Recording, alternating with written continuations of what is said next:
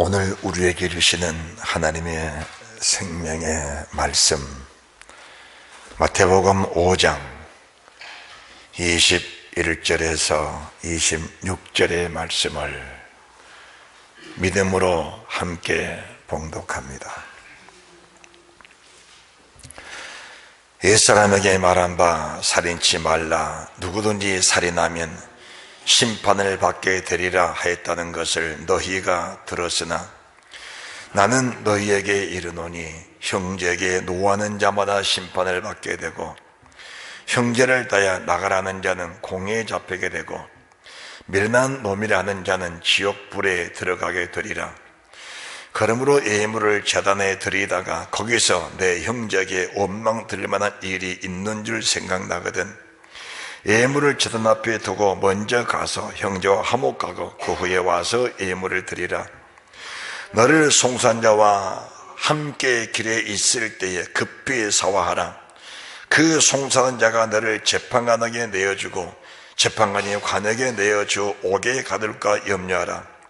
진실로 네게 이르노니 내가 홀이라도 남김없이 다가기 전에는 결단코 거기서 나오지 못하리라. 아멘.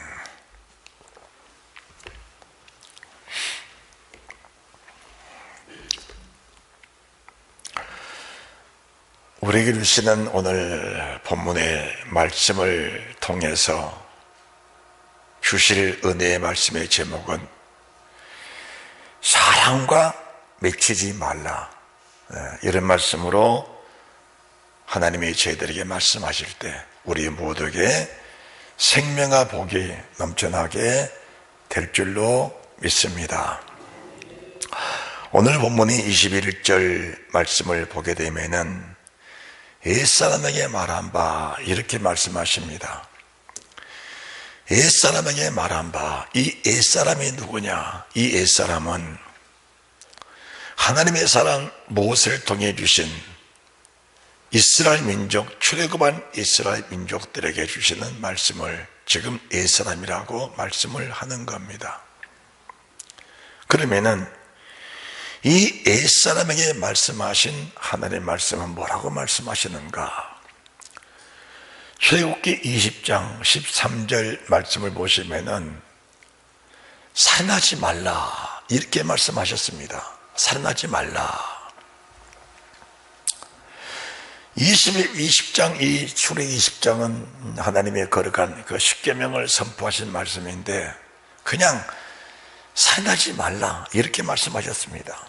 그리고 나서 창세기 9장 5절에서 6절 말씀 보시면은 피를 흘리면은 하나님이 반드시 그 피 흘린 자의 핏값을 그 사람에서 받겠다라고 말씀을 하신 겁니다.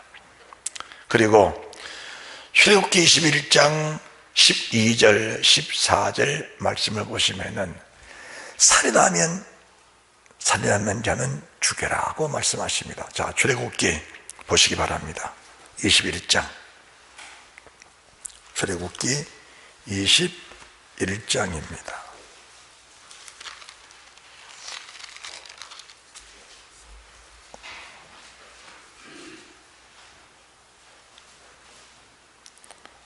네, 12절입니다. 시작. 사람을 쳐 죽인 자는 반드시 죽일 것이나 만일 사람이 계획함이 아니라 나 하나님이 사람을 그 손에 붙임이면 내가 위하여 한 곳을 정하리니 그 사람이 그리로 도망할 것이며 사람이 그 이웃을 짐짓 모사라 했으면 너는 그를 내 단에서라도 잡아내려 죽일지니라. 살인하면 죽여라 하고 말씀을 하십니다. 그리고 레위기 24장 17절 말씀을 보시기 바랍니다. 레위기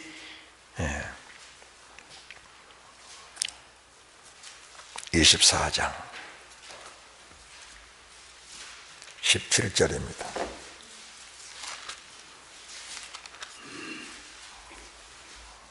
시작. 사람을 쳐 죽인 자는 반드시 죽일 것이요. 그래서 살인하면 죽여라. 구약의 율법 옛사람에게 말한 바 누구든지 살인치 말라. 살인하면 심판을 받게 된다라고 하셨습니다.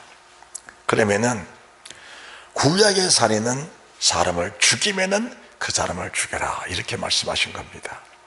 그런데 오늘 우리에게 주시는 본문의 말씀 마태복음 5장 22절 말씀을 보시면은 나는 너희에게 이르노니 라고 하십니다. 나는 누구냐? 나는 우리의 생사화복을 주관하시는 하나님이 사람 돼서 오신 예수 그리스도, 그분이 오늘 직접 말씀하신 이 말씀을 저희들은 귀를 기울여 들을 필요가 있다는 것을 말씀해 드립니다. 나는 너희에게 이르노니 형제에게 노하는 자마다 심판을 받게 되고 형제를 다하여 나가라 하는 자는 공에 잡히게 되고 미련한 놈이라는 자는 지옥불에 들어가게 되리라.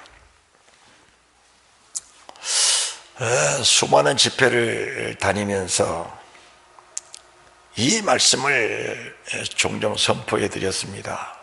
선포해 드렸는데 마태복음 5장 22절 말씀을 진실로 믿음으로 영접한 사람들이 과연 몇이나 될까? 그것은 제게 상당한 의문입니다. 하나님의 말씀은 반드시 이루어집니다. 그렇다면은 이 마태복음 5장 22절 말씀은 어떤 말씀이냐? 17절 말씀, 내가 율법이나 선지자나 폐하러 온 줄로 생각지 말라. 폐하러 온 것이 아니요 완전케 하려 함이로라고 하신 완전하신 율법을 지금 주님이 주신 말씀입니다. 다시 말씀드려서 이제 마태복음 5장 22절부터는 저희들에게 마음의 계명을 주시는 겁니다. 마음의 계명. 그렇다면은 이 마음의 계명에 합하지 못하면은 마태복음 5장 20절 말씀을 함께 봉독합니다. 시작.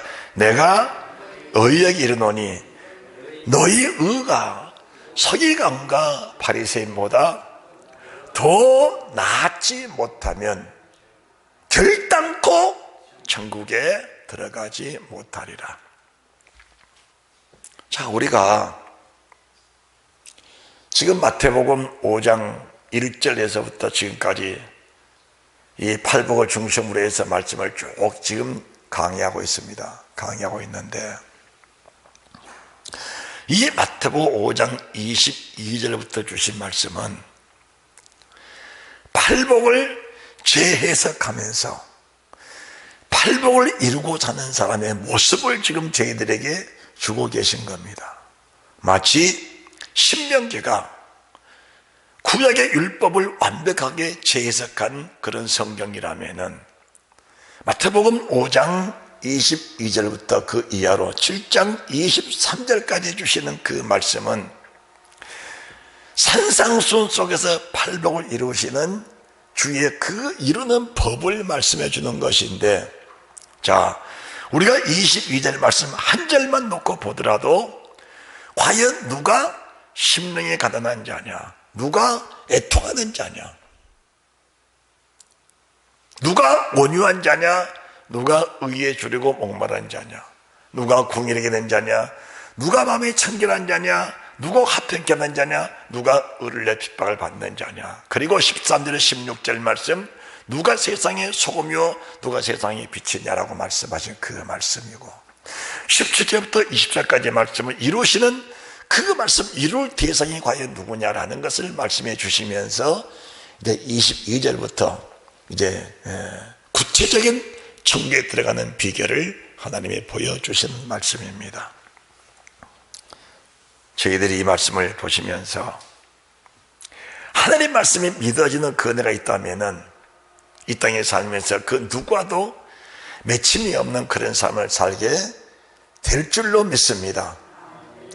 만약에 하나님 말씀이 안 믿어지는 사람들에게 이 말씀을 주는 것은 실로 돼지에게 진주를, 개에게 어떤 구슬을 던지는 것과 마찬가지입니다.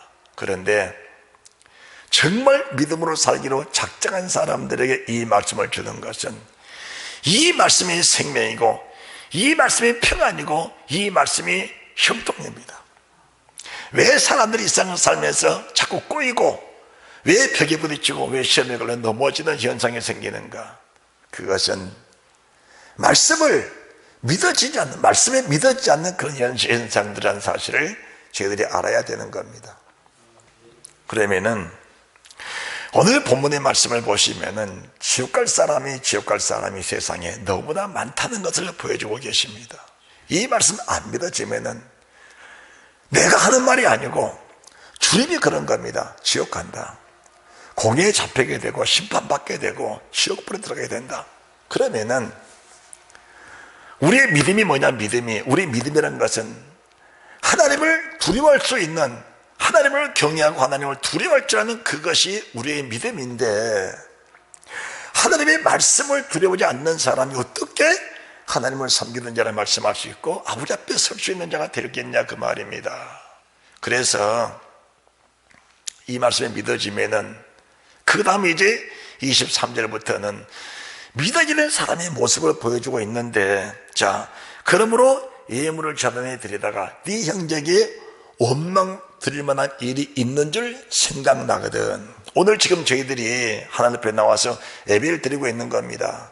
예물을 가지고 나와서 예배를 드리는 중에 있는데, 예배를 드리려고 교회 이렇게 앉아 묵상하면서 또 기도하면서 생각해 보니까, 아하, 내가 지난주에 누군가가 내가 그 말에 실수를 했고, 뭔가 실수를 해서 그 사람 마음에 갈등이 있고 행위나 오해가 생길 소지가 있다. 이런 것이 마음에 생각이 날 때는 오늘처럼 좋은 시대에 전화해서 아무 모시게 나 누구네, 내가 지난주에 자네에게 이런 일을 위해서 마음에 혹시 상처가 됐으면은 이하고 용서하게, 내가 참 부족한 사람이 아닌가. 그렇게 해서 오해를 풀고 상처를 만져주고 와서 예배를 드리는 주의 음성, 주의 말씀이라는 사실을 믿으시기 바랍니다. 이 말씀은 정작 내가 상처를 준 그 사람 위해서 하는 말씀이 아니고, 내가 평안하기 원하고 내 안에 주님 나라가 임하시기 원해서 주님이 지금 이 말씀을 저에게 주셨다는 사실을 우리가 믿어야 합니다.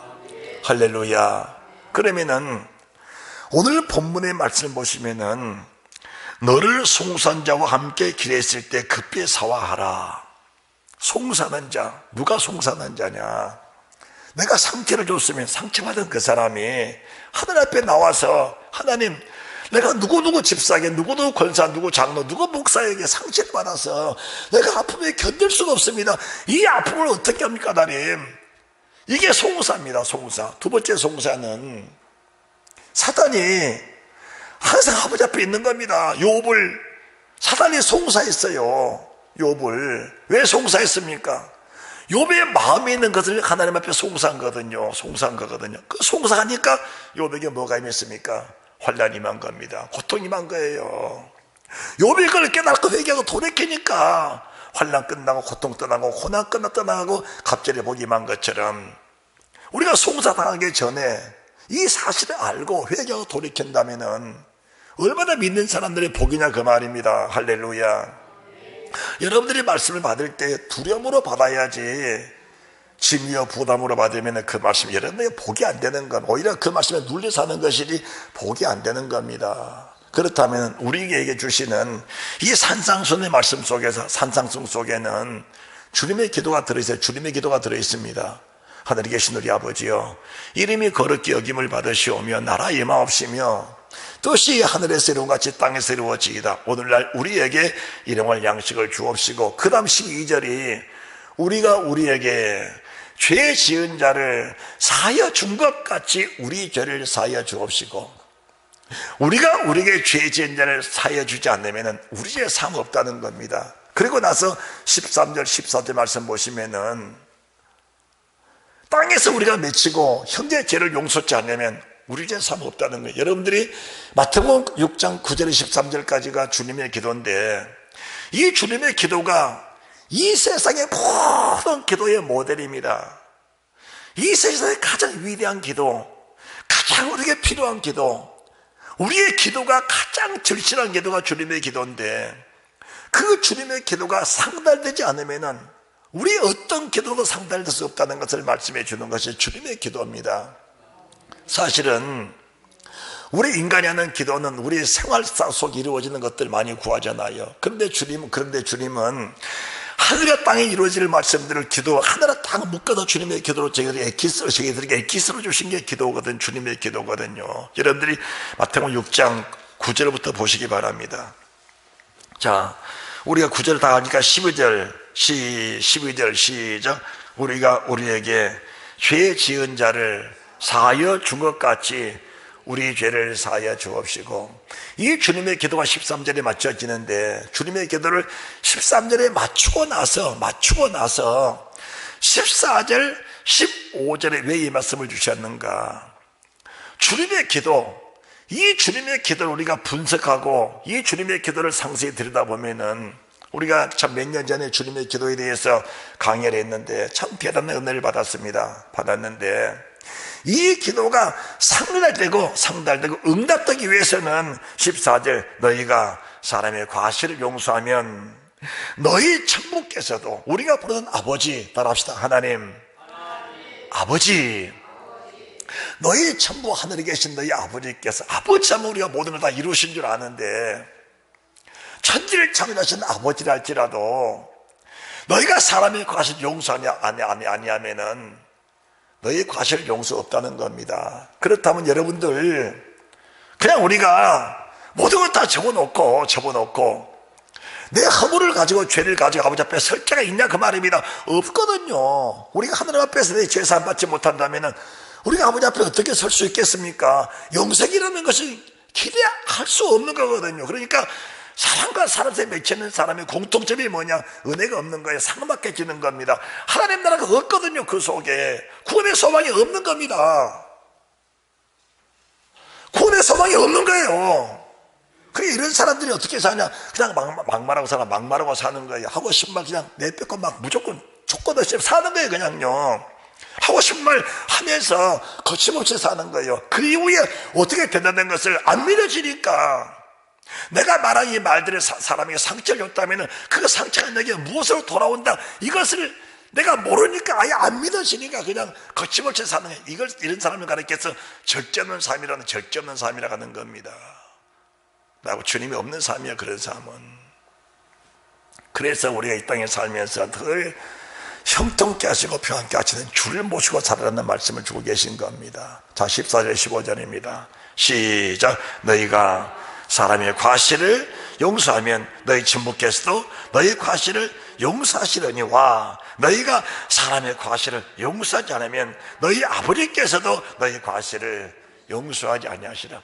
14절에서는 너희 천부, 15절에는 너희 아버지라고 주님 말씀하시면서, 너희가 아버지가 부르는 그분일지라도 너희가 사람의 과실을 용서하지 않으면 그 아버지가 너희 과실을 그대로 사방책에다 기록해 놓고 그것을 보고 계시겠다는 것이니, 그 안에 기쁨 있겠습니까?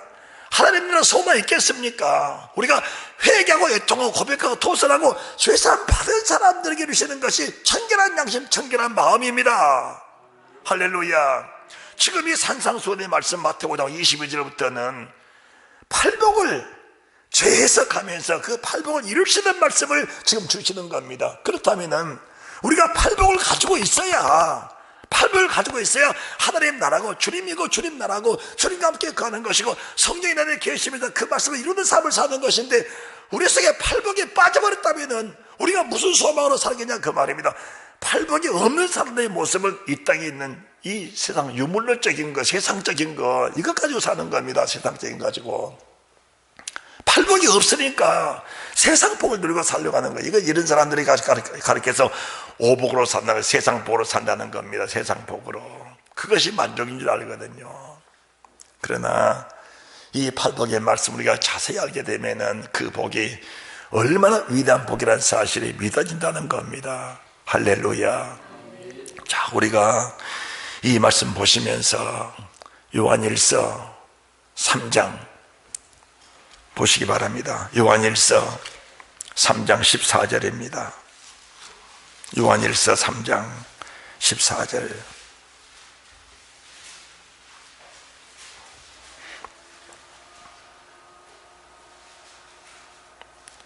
함께 봉독합니다. 자, 13절부터 시작. 형제들아, 세상이 너희를 미워하거든 이상히 여기지 말라. 우리가 형제를 사랑함으로 사망에서 옮겨 생명으로 들어간 줄을 알거니와 사랑치 아니하는 자는 사망에 거하느니라. 형제를 사랑하지 않는 것은 사망에 거하는 겁니다. 누가? 가인같이 하지 마라. 자, 12절 말씀, 가인같이 하지 마라. 가인은 왜냐? 사랑이 없다, 은혜가 없다, 사랑이 없다, 은혜가 없다. 왜 은혜가 없냐? 9절 말씀, 하나님의 씨가 그 속에 없다. 하나님의 말씀이 없기 때문에 그는 사랑이라는 게 없다. 그는 오직 현실주의로 사는 사람, 현실주의자들이다. 그래서 14절, 우리가 형제를 사랑함으로 사망에서 옮겨 생명을 들어간 줄 알거니와 사랑치 않는 자는 사망에 가느니라. 그 형제를 미워한 자마다 뭐하는 자니? 형제를 미워하는 것은 살인이다. 구약에서는 살인한 자는 죽여라. 신약에서는 미워하냐? 형제를 욕했느냐? 형제를 노예했느냐? 이것은 살인자다. 그는 살인자는 이미 심판을 받을 사람들이다. 여러분, 이제 산상수훈은 이 마태복음 5장 22절부터 팔복을 이루시는 주의 말씀을 그대로 지금 재해석하는 말씀들인데, 심령이 가난한 자가, 애통하는 자가, 온유한 자가, 의에 주려고 목마른 자가 형제를 미워하고 그 형제를 향하여 원수를 믿고 살 수 있느냐, 그 말입니다. 지금 그러니까 우리가 한실 한 올이라도 뭐가 맺힌 게 있다면 그걸 풀고 사는 것이 믿음의 사람의 모습이라는 것을 여러분들 믿으시기 바랍니다. 사람이 실수 없이 사는 사람은 없는 겁니다. 다 실수하는 겁니다. 그러나 실수한 것보다 더 중요한 것이 뭐냐? 그것은 실수함을 깨닫는 거예요. 깨닫는 게 뭐냐? 이 생명의 말씀이 들어가야 본인의 모습이 보이는 겁니다. 내 말이 내 귀에 들리고 내 말이 내 눈에 보이는 겁니다. 내 생각이 내 눈에 보이는 것이고 내 행동이 내 눈에 보이는 것이 말씀이 들어가야 되는 겁니다. 할렐루야. 자, 우리가 5절 말씀, 15절 말씀, 요한일서 3장 15절인데, 그 형제를 미워하는 자마다 살인하는 자마다 영생이 그 속에 거하지 아니한 것을 너희가 아는 바다. 우리가 왜 예수 믿습니까? 예수 믿는 목적이 무엇이지요? 영생입니다. 영원히 사는 그 생명을 얻으려고 예수를 믿는 겁니다. 할렐루야. 우리가 예배를 드릴 때마다 다 말씀을 주의 있게 사모하면서 그 말씀이 나를 비춰주시는 그네가 있어야 될 줄 믿으시기 바랍니다. 말씀이 뭐냐? 말씀은 빛입니다. 말씀이 없는 사람이 어둠이거든요. 어둠에 있는 자들은 이미 심판의 대상들입니다. 그래서 이 말씀 우리 속에 밝게 비춰줘서 내 삶이 밝게 보이는 그대가 있는 사람들이 실족자게 된다는 것을 믿으시기 바랍니다. 자, 여러분들이 요한일서 2장 9절 말씀도 보시면 같은 말씀 주고 계시는데, 요한일서 2장 9절입니다. 시작.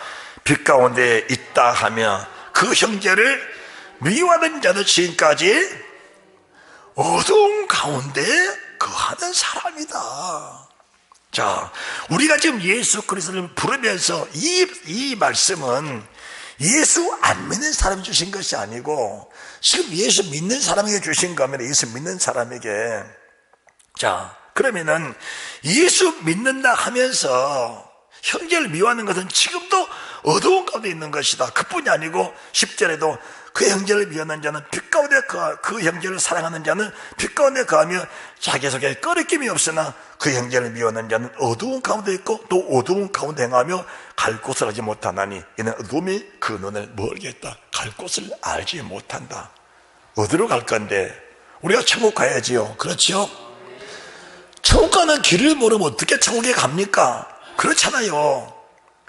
천국 가는 길을 모르면 어떻게 천국 갑니까? 천국 못 가는 거잖아요. 우리가 이런 현실 앞에서 주님이 마태복음 5장 22절에 이 말씀을 저희들이 충격적으로 받아들여야 돼. 충격적으로. 그렇다면 이 말씀이 믿어지면은 조금 하나 며칠이라도 내 마음에 깨달아지면은 풀고 지내야 돼요. 그렇지 않으면 그렇지 않는 사람을 가르쳐서 교만한 자라, 오만한 자라 하거든요. 그러니까 온유한 자가 누구냐? 온유한 자가 누구냐? 말씀 앞에 온유하고, 말씀 앞에 겸손하고, 말씀 앞에서 자로로 치우치 않는 그 사람이 온유한 자라는 사실을 믿으시기 바랍니다. 할렐루야, 할렐루야. 믿어지십니까? 자, 요한일서 2장 우리가 9절부터 11절까지 말씀을 다시 한번 봉독해 봅니다. 시작. 빛 가운데 있다 하며 그 형제를 미워하는 자는 지금까지 어두운 가운데 있는 자요, 그 형제를 사랑하는 자는 빛 가운데 가여 자기 속에 거리낌이 없으나 그 형제를 미워하는 자는 어두운 가운데 있고 또 어두운 가운데 행하며 갈 곳을 알지 못하나니 이는 어두움이 그의 눈을 멀게 하였음이라. 자, 미워하는 자체가 어둠이요. 다시 말합니다. 미워하는 자체가 순수한 마귀약사라는 것을 저희들이 알아야 되는 겁니다. 미워하는 것은, 우리 속에 미운 감정이 있다는 것은 지금 내가 어둠의 세력, 마귀에 붙잡혀 사는구나, 이걸 알아야 돼요. 그렇다면은 우리가 행이라도 어두움, 미운 감정, 왜 밉냐? 네가 내게 그럴 수밖에 없는 일을 했지 않느냐? 네가 내게 왜 네가 내게 그렇게 너 나한테 그렇게 하면 안 되지? 이게 육신의 생각이거든요. 그렇다면 역으로 생각해서 내가 주님 앞에 그렇게 하면 안 되지요. 그렇잖아요. 우리 주님은 우리를 찾아오셨을 때 어떻게 찾아오셨어요? 내가 어렵고 신실하고 거룩하고 죄였을 때 찾아오셨어요? 아닙니다. 하나님과 나는 죄인 상태 속에서 하나님과 원수가 되었을 때 우리 주님은 아무 조건 없이 그냥 피 흘려서 내 죄를 다 씻어주시고 깨끗게 하셔서 하나님과 화목되게 하셔서 정말 영원히 버림할 수밖에 없는 나를 구원해 주신 분이 주님이십니다. 지금도 주님의 그 사랑을 가지고 저희들이 찾아오신 말씀이 이 생명의 말씀이거든요. 이 생명의 말씀. 그러니까 이런 말씀을 접하고도 우리가 정말 받아들일 수 없는 것은 내 마음의 교만한 마음, 영의 악한 영의 어둠의 권세, 사망의 세력을 잡은 자 마귀에 붙잡혀 있을 때에 이 말씀 내게서 거부가 생기는 겁니다. 내가 죽어도 너는 용서 못해. 그게 뭡니까? 내가 지옥까지 뛰어져 너를 용서 못한다는 거 얼마나 무서운 말인지 여러분들이 알아야 되는 겁니다. 내 눈에 흙이 들어가도 너는 용서 못해. 이것이 얼마나 큰, 정말 얼마나 소름 끼치도록 무서운 말인데 왜 그런 감정을 가지고 살 수 있냐, 그 말입니다.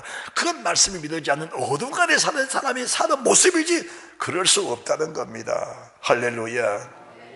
세상의 원수가 누군지 아십니까? 원수가 세상에 누가 원수입니까? 우리 부모를 까닭없이 죽인 사람이 원수입니까? 형제를 죽인 사람이 원수입니까? 내 자식을 죽인 사람이 원수입니까? 가장 큰 원수는 누구냐? 나를 어두운 가운데 거하게 하면서 그 사람을 풀지 못하게 하는 약한 영이 내게 원수지, 세상 사람은 내게 원수가 될 수 없다는 사실을 믿으시기 바랍니다. 내가 주 안에 있으면 주 안에 있어지는 모든 일들이 다 하나님의 은혜라는 사실이 믿어지면 우리가 그걸 가지고 원수라고 말할 수 없다는 사실을 알게 되는 겁니다. 할렐루야. 다시 요한일서 4장을 보시기 바랍니다. 20절입니다. 요한일서 4장 20절 21절까지입니다. 시작. 누구든지 하나님을 사랑하느라 하고 그 형제를 미워하면 이는 거짓말하는 자니 보는 바 그 형제를 사랑치 아니하는 자가 보지 못하는 바 하나님을 사랑할 수가 없느니라. 할렐루야. 누구든지 하나님을 사랑하느라 하고 그 형제를 미워하면 이는 거짓말장이다. 거짓말하지 마라. 거짓말하지 마라. 세상 것 때문에 절대로 맺혀 살지 말라는 말씀을 주님이 수없이 주고 계시는 겁니다. 그렇다면은 우리가 마태복음 5장 22절에 형제를 미워하는 자, 욕하는 자, 형제에게 대하여 참으로 거짓되게 행하는 자, 이런 자들을 심판하고 옥에 가두고 그리고 그 자체를 지옥불에 집어넣는다라고 말씀하셨는데, 이 말씀 우리가 그냥 말씀하신 그대로 그냥 받아들여야 됩니다. 이걸 다르게 해석할 것이 아니고 달리 해석하지 마시고 말씀을 그냥 액면 그대로 그냥 그대로 받아들이세요. 그냥 그대로 받아들이세요. 그러면 우리에게 생명이 된다는 사실을 믿으시기 바랍니다. 우리가 베드로가 주님을 고백했을 때 청문열쇠를 준 겁니다. 그 청문열쇠를 주시면서 내가 늘 달고 사는 말씀이 땅에서 맺히면 하늘에 맺힐 것이요 땅에서 풀면 하늘에 풀리리라. 이 말씀이 무슨 말씀이냐? 네가 고백했을지라도 사람과 사람 사이에 맺혀 살면은 이 고백 자체가 무효하는 겁니다. 우리가 믿음으로 고백했다 할지라도 주 앞에 섰을 때는 말씀이 이루는 삶을 가지고 서게 되는 거거든요. 우리가 고백하는 것 자체만 갖고 서는 것이 아니고 고백하는 자에게 청렬죄를 주시면서 천국에 들어가는 말씀을 주셨는데, 이 말씀을 가지고 주님 앞에 서는 것인데 만약에 맺혀 살게 되면은 하늘의 문이 맺혀서 열리지 않는다는데 그 사람이 어떻게 천국에 들어갈 수 있냐? 그 말을 지금 주고 계신 겁니다. 그 말을 주고 계신 거예요. 할렐루야. 다시 한번 여러분들에게 말씀을 드립니다. 여러분들이 세상 살면서 말을 막 하지 마시기 바랍니다. 육신에 속한 것들 별것 아니야 그거요. 내가 사람들에게 맞아 죽어도 죽음 자체가 두렵습니까? 별것 아니야 그거. 자, 하나님 나라가 여러분 속에 이루어지기만 하면은 오늘의 순간 지금이라도 주님 나라 가고 싶은 것이 우리의 믿음이지, 어떻게든 뿔을 내려서 더 오래 살고 싶다, 그것은 어떻게 보면은 빛 가운데 있다 하면서 어두운 속에 사는 사람의 모습입니다. 제가 수많은 장로님들, 수많은 목사님들 접하고 있지만은 한결같은 말들이 그래요. 건강 잘 챙기고 오래 살아라. 그게 무슨 말씀이요? 그게 나쁘다는 거 아닙니다. 그러나 오래 사는 목적이 뭐냐? 왜 오래 살아야 되느냐? 우리가 의미 없는 삶이 그게 삶이란 것은 그건 아니죠. 그냥 밥이나 먹고 살고 그냥 즐기고 살고 그게 삶이냐? 저는 그건 아니라고 보는 거거든요. 정말 삶의 목적이 뭐냐? 내가 주님의 말씀을 이루기 위해서, 그분의 뜻을 따르기 위해서, 그분이 나를 또 이루기 원하시는 그분의 소원을 이루어드리기 위해서 그것이 사는 것이지. 이 땅에 살면서 멸류관 준비해서 주 앞에 섰을 때 그 멸류관 벗어서 바쳐드리고 싶은 그런 열정과 그런 믿음으로 사는 것이지. 그게 사는 것이지. 할렐루야. 그게 사는 것이야. 그게 사는 거. 그런데 육신으로 살면서, 건강하게 살면서 그냥 밥 잘 먹고 일 잘하고 그냥 세상껏 누리며 사는, 그것도 사는 건 사는 겁니다. 그러나 그 소위 영생이 없는 삶은, 그거는 죄송한 말씀 같지만은 짐승과 다름없는 삶이에요. 짐승과 다름없는 삶.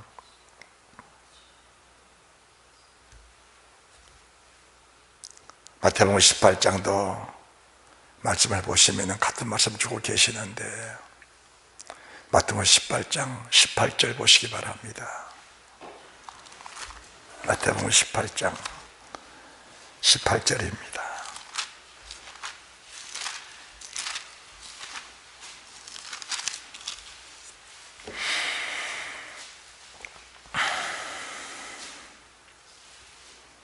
(18절) 다 같이 한 음성으로 봉독합니다. 시작. 진실로 너희에게 이르노니 무엇이든지 너희가 땅에서 매면 하늘에서도 매일 것이요 무엇이든지 땅에서 풀면 하늘에서도 풀리리라. 땅에서 맺히는 삶을 살면은 하늘 문 열리지 않는 겁니다. 그래서 우리가 산상수훈에서 첫 번째가 팔복 아닙니까? 그 다음 번째가 너는 세상의 소금이요 세상의 빛이다. 소금이요 소금.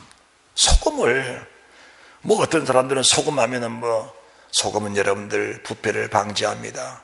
소금은 맛을 냅니다. 뭐 그렇게 설교하는데 그게 나쁜 설교라고 생각은 않습니다. 그러나 진정한 소금의 의미는 뭐냐?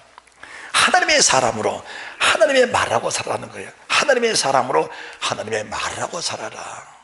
소금은 절제다. 절제 안 되면 지옥불에 들어간다. 이게 마가복음 9장 43절부터 주신 말씀이거든요. 50절까지. 너희가 절제가 안 되면은 이 마지막 날 너희가 지옥불에 들어간다. 그래서 눈이 절제가 안 되냐, 입이 절제가 안 되냐, 손이 절제가 안 되냐, 발이 절제가 안 되냐, 이걸 찍고 빼서라도 절제시켜라. 이게 소금입니다. 이게 소금이야. 그게요.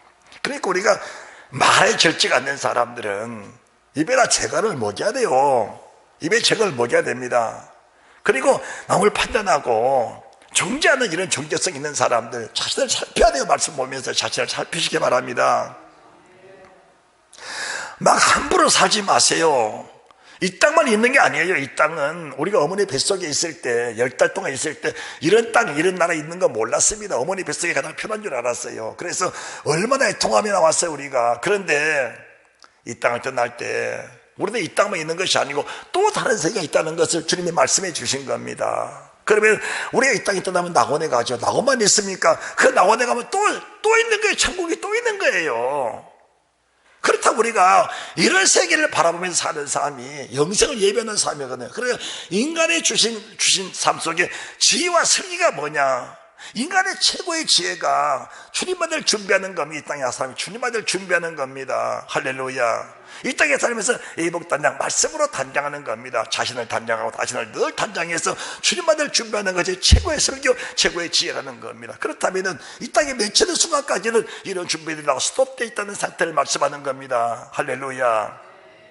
그러니까 우리가 이 땅에 살면서 늘 자신을 살필 수 있는 그런 내가 있다는 사실이 얼마나 행복하다는 것을 알아야 돼요.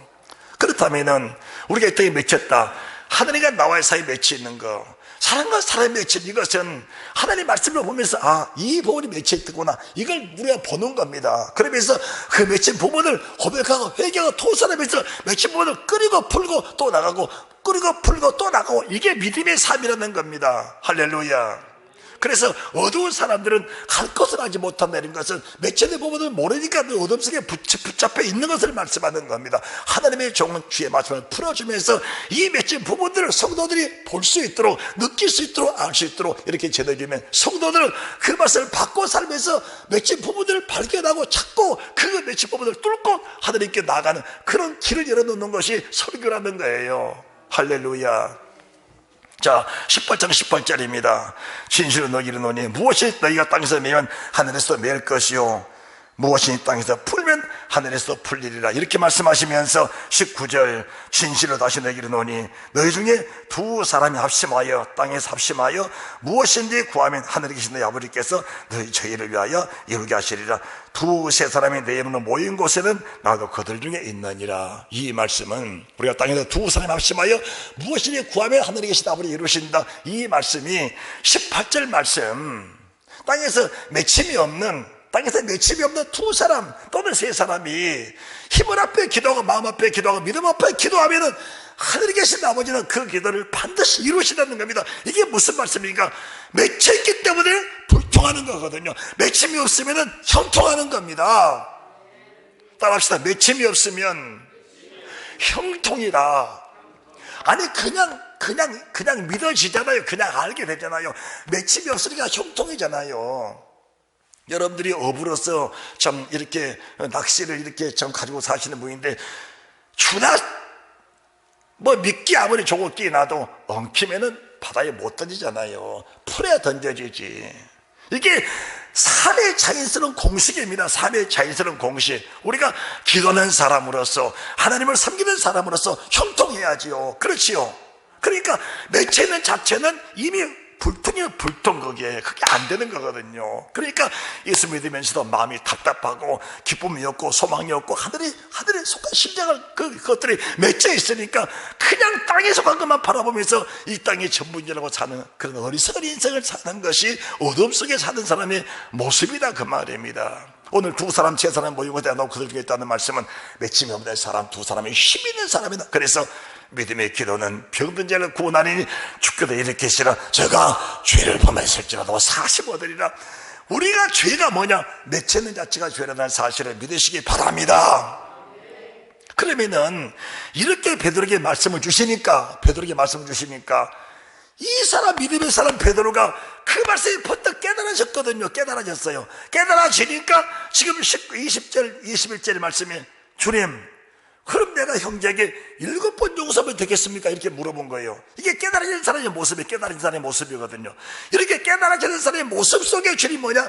베드로야, 7번뿐이 아니라 7번이나 그렇게 해라. 깨달아지니까 주님이 그 베드로의 고백에다가 진정한 복음을 또 얹어주는 거거든요. 할렐루야. 여러분, 복음이라는 건 사람을 자유롭게 하는 겁니다. 그러면 베드로가 이 말씀에 깨달아지니까 주님 7번까지 용서하면 되겠습니까? 사실은 7번 용서한 사람도 흔치가 않습니다. 7번 용서한 사람, 아이고, 저 사람은 사람 안 돼. 저 사람 사람 안 돼. 아이고, 저런 것들이 예수 믿는다고 저러고 있냐. 차라리 내 같은 것들이 예수 안 믿으나. 이렇게 정작이는 쉬운데 그 사람에게 가능성을 보면서 가만히 참아주신 그 주님의 은혜를 보면서 나는 정말 니보다도 못하는데 난 주의 은혜 가운데 이렇게 난 서게 됐다는 걸 감사하면서 어떻게 기도해주고 정말 그걸 붙들어 세워주면서 훈계하면서 양육하면서 끌어가는 그런 믿음의 사람들이 돼야지. 그 베드로가 지금 말씀에 깨달아지니까 7번을 말하니까, 주님 7번 말하니까 깨달아있는 베드로에다가 7번 490번이라도 그렇게 하라. 할렐루야. 그렇게 하시기 바랍니다. 따라합시다. 주님이 하라 하시면 해야지요. 그게 주님이 제려된 모습입니다. 그러면서 이제 구체적인 말씀을 주시는데, 1만 달란트 빚진 자, 100데나리 빚진 자, 유명한 말씀이잖아요. 1만 달란트는 우리가 하루범삭, 한 달란트는 6천 데나리온인데 한 데나리온이 장정이 하루범삭입니다. 우리나라 말하면 하루범삭 20만 원이라면은 1만 달란트는 12조 원이에요. 12조 원입니다. 그 12조 원을 주님이 그냥 탕감해버린 겁니다. 이게 무슨 말씀이냐? 사람과 하나님의 사이에는 인간의 힘으로는 해결할 방법이 없는 겁니다. 하나님의 은혜가 있어야 해결되는 것이지. 할렐루야. 하나님의 사랑, 그분의 은혜가 있어야 해결되는 것이니 사람과 하나님의 사이는 어떤 것들로도 해결할 수 없는 것을 우리는 그런 빚을 지고 사는 사람들입니다. 그러니까 십자가의 사랑, 주의 은혜, 그 피의 공로, 그 빚값에 대한 그런 은혜가 있는 사람만이 하나님을 알 수 있는 사람이라는 것을 말씀해 주는 겁니다. 다시 말합니다. 은혜를 알아라는 거예요. 주님의 은혜를 알아라. 주님 은혜를 알아라. 저는 두 가지로 삽니다. 주님 은혜 감사하고 사람 은혜 감사합니다.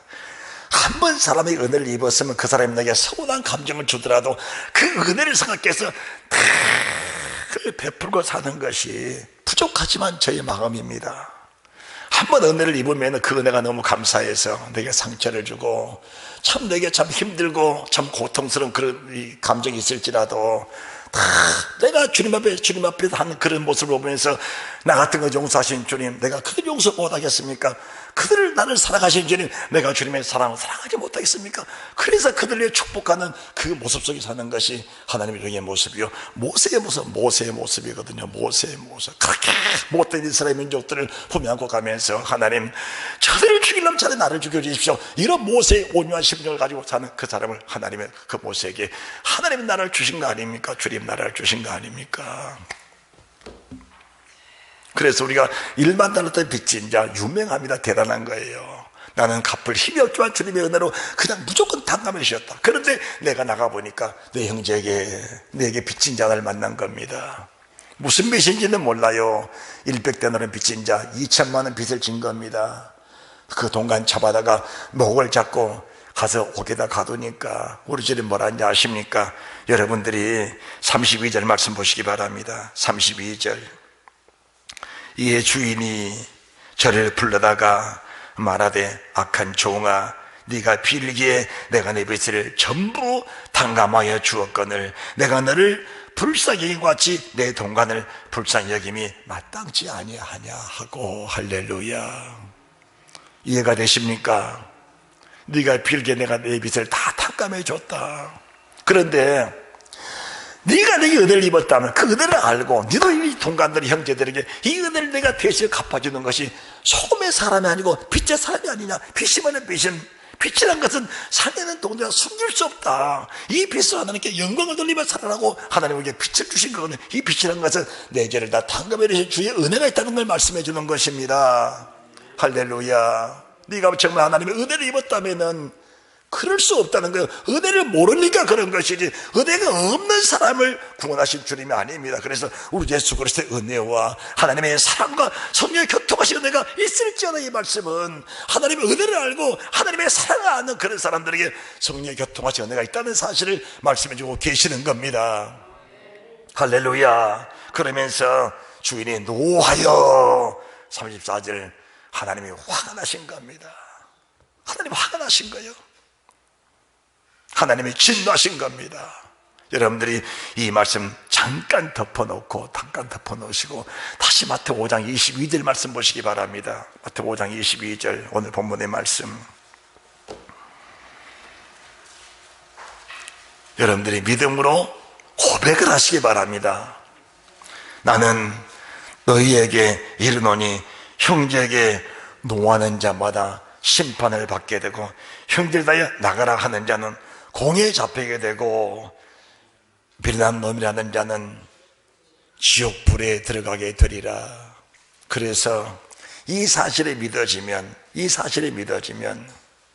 예배를 드리기 전에 먼저 그 사람과 화해하고 와서 예배를 드리라. 그래야 이 예배가 하나님 앞에 상달이 된다. 할렐루야. 미운 감정이라는 것은 생각이 나거든 큰 감정 아닙니다. 스쳐져만 생각이 날 정도의 감정일지라도 너에게서 그것을 가지고 있지 마라. 이것은 맺힌 것이다 라고 말씀하신 그분의 음성을 우리가 믿음으로 영접하시는 축복이 있으시기 바랍니다. 할렐루야. 그러시면서 33절, 자 마태복음 18장 33절 다시 들어갑니다. 내가 너를 불쌍히 하나님 나를 궁일하게 주옵소서라고 하니까 우리가 산상수훈의 말씀 속에서 하나님 나를 궁일하게 주옵소서 하니까 주님 뭐라고 하셨어요?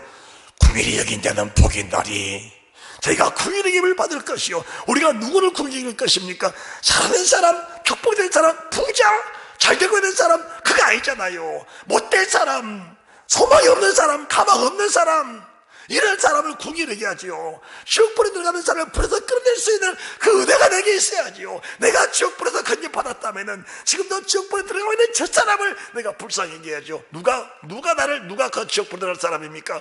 나를 힘들게 하며 고통스럽게 하는 그가 내가 건져줄 대상이라는 사실이 믿어진다면 내가 우리 주님께 찌르고 창으로 찌르고 칼로 찌르고 가시를 찌르고 욕하고 침뱉고 뺨칠 때 우리 주님 나를 건져주신 것처럼 우리에게 그와 같은 일 행하는 사람들을 우리가 건져줄 수 있는 그 은혜가 있어야 그게 믿음의 사람, 은혜의 사람, 하나님의 사람이라는 사실을 말씀해 주신 겁니다.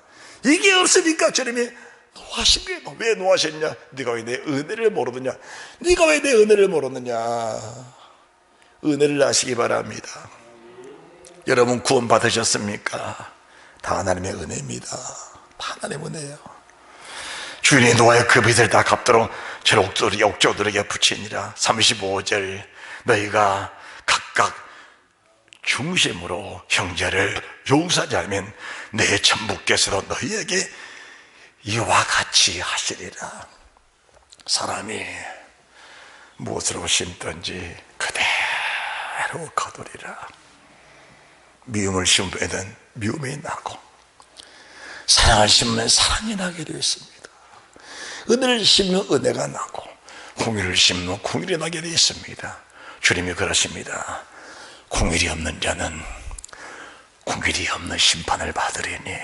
우리가 마지막 날 잡혀 있었을 때 내가 이 땅에서 충성을 다했다 할지라도 마지막 한 말 주님, 저를 긍휼히 여겨 주옵소서. 그것이 우리가 주 앞에 섰을 때 마지막 할 말입니다. 내가 이 땅을 떠나서 주 앞에 섰을 때 마지막 할 말, 주님, 저를 긍휼히 여겨 주옵소서. 우리 함께 해봅시다. 주님, 저를 긍휼히 여겨 주옵소서. 그러면 주님이 생명책을 다 열어보실 겁니다. 그래, 김변현 목사야, 네가 매년 며칠날 장로 누구가, 안드립사 누구가, 군사 누구가 너를 그렇게 힘들게 했을 때에 네가 그를 긍휼히 여기면서 눈물로 기도하면서 그를 용서했구나. 그래서 내가 그를 사했고 오늘 그들의 믿음으로 살 수 있어 그들이 내 앞에 올 수 있으니 참 잘했다.